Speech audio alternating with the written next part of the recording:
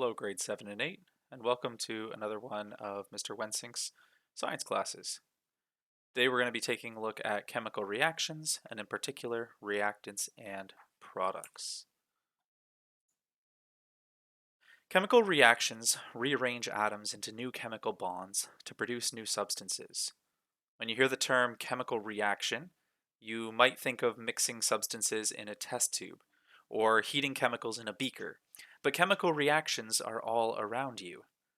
The energy in an ecosystem and the energy from any food you eat can be traced back to photosynthesis, which is a chemical reaction.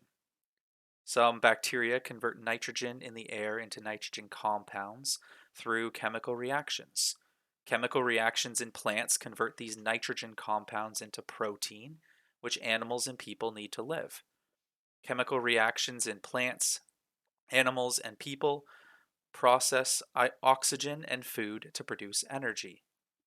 God upholds every organism and ecosystem through thousands of chemical reactions. Gasoline burning in a car engine is also a chemical reaction. So is cooking an egg and rusting. What other chemical reactions happen around us each and every day? Imagine freezing salt water in an ice cube tray. Even though the salty ice cubes have a different form than the liquid salt water, they are still made of salt and water.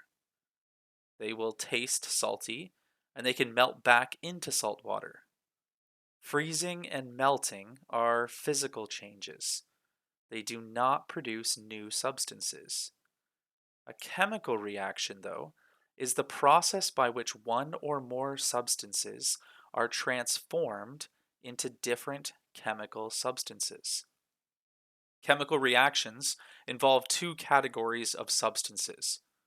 Reactants are the substances present before a chemical reaction occurs, and products are the substances formed from a chemical reaction. Unlike the salt water and ice, the products of a chemical reaction have completely different properties than the reactants. For example, chlorine is a poisonous green gas, and sodium is a metal that reacts explosively with water. When these substances undergo a chemical reaction, the product formed is table salt. Table salt is neither explosive in water nor poisonous. Under ordinary circumstances, table salt will not separate back out into chlorine and sodium. The behavior of the products of chemical reactions truly shows God's wisdom.